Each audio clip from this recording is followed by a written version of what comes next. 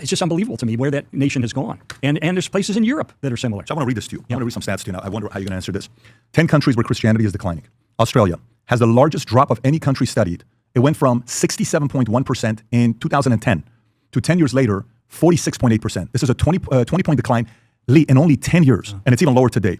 UK went from 62.4% during that same period to 49.4%, losing its Christian majority. Church of England closing 20 churches per year. France, Catholic share fell from 81% in 1986 to 47%, almost a 40% decline from 86 to 2020. Lost Christian majority among the 8 countries projected to lose Christian majority by 2050. Uruguay shifted to a majority unaffiliated, 52 nuns versus 44 Christian. Used to be 61% Christian in 2010. Netherlands transitioned to a religiously unaffiliated majority by 2020. Roman Catholics went from 39% in 1971 to 23%. Average of 8 churches closing every year. US 78.3 to 64%, 14% decline during the same period. Canada 67 to 53. Chile 86 to 68, almost 20%. Germany 48% Christian in 2024. Fewer than half belong to 2 large churches. New Zealand 51% unaffiliated. South Korea no clear religious majority. In 41 countries, the Christian share changed by 5+ percentage points from 2010 to 2020. And 40 of those 41, the change was a decline. Only 1 was a positive. The sole exception was Mozambique. That's increased. That was the only one out of all of them. Why is this happening? Why is the decline happening across the world? I think there's a lot of explanations for that, a lot of factors that go into that. Number one, I don't trust the stats.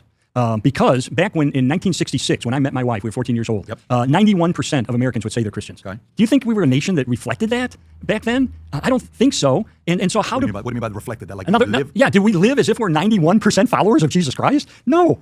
So people will claim in the past, it was if you're a business guy and you wanted a bunch of clients, you want to go to a big church in your community and become a member of that church and so forth. So you have an incentive to present yourself as being a Christian. Are you truly born again? Are you truly have a relationship with God? I think those are 2 different things though, right? To me, to say, at that time, there wasn't social media, there wasn't the accessibility of and those are other factors. There was a Billy Graham. We did have a massive, Billy Graham would be on Johnny Carson. He was on the Woody Allen show. He would go, so at least they would still invite. Nowadays, when's the last time you saw, Jimmy Fallon or Jimmy Kimmel bring Charlie Kirk or bring any of these guys, the late great Charlie Kirk? They don't do that. So we were living in a different era. So we were kind of like, we're a Christian nation. So maybe TV, social media changed. We're a Christian nation, but are we Christians?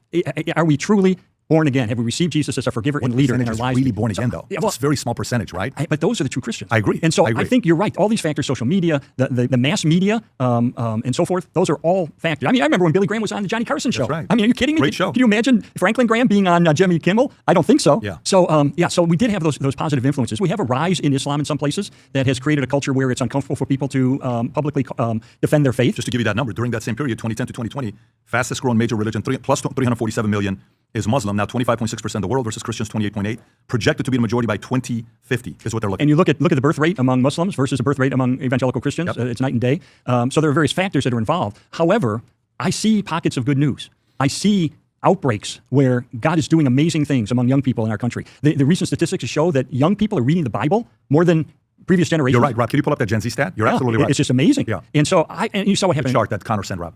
In Asbury, at Asbury College and Seminary, where you had an outbreak of the Holy Spirit, you had people coming to faith right and left. I see some positive things going on. But I want to stay on this. I want to push you, challenge you a little bit, go a little bit deeper, because I think what people want to know is, I get all the positive, and we're going to go to it, because the next thing I'm going to show is where my enthusiasm comes for Gen Z specifically. Their level of interest in wanting to become Christians, wanting to learn about the Bible, and we see that. But the question I want to go to is, these countries, Australia was a Christian majority, UK was a Christian majority, France was, Uruguay was, Netherlands was, Canada, a lot of these countries were. What did the leaders, what did that country do? What did they look away? What did they do for them to all of a sudden be like, oh, let's just be tolerant, it's okay. I'll give you an example. Please. The Church of England, which is totally woke.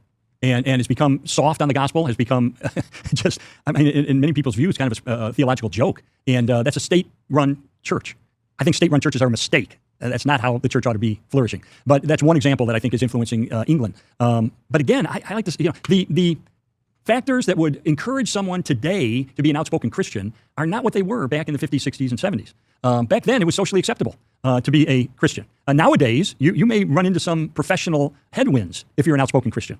Depending on where you work and what you do, it may not be the smartest thing to. They may kill you. Charlie Kirk was the modern day Billy Graham meets who was the big Rush Limbaugh. I've always said Charlie's the combination of Rush and Billy, and they killed him. They killed him for it. That's right. So there's all these negative headwinds that are, and I think it's a pruning process where the people today who are proclaiming that they're followers of Jesus probably really are followers of Jesus. George Barna, who does a lot of surveys and so forth, did a study. He came up with 5 questions to try to determine, is someone a legitimate Christian? 5 theological questions. Do you agree this, that? And we can't tell him. God knows the heart. But 5 questions to try to discern. Then he went to various denominations to try to figure out how many people in that church meet those 5 criteria and are true Christians. What's his outcome? What's he trying to solve for? He's trying to figure out, you may have 1,000 people at church. How many are really Christians? And so he went to Baptist churches. You know what he found out? About 29%. That's my recollection. It was like 29%. Can you pull this up, Rob? Baptist, 29%. Yeah, I'm tracking. Yep. Catholic, About the same. Okay. Not much different. I can't remember this came out a number of years ago, so I can't remember all the other ones. But my point is, he was trying to get beyond what people say versus who they are. The incentive to be a Christian today is not what it used to be. I'm getting death threats. Who am I? I'm the just risk of being a Christian today versus what it was back then. You were safer back then? That's right. It was more popular. So then the accepted. question becomes, Lee, why? Well, what changed? I think it's social media. I think it's mass media. As you said, a guy like Billy Graham's not going to get the exposure today that he got back in the 60s.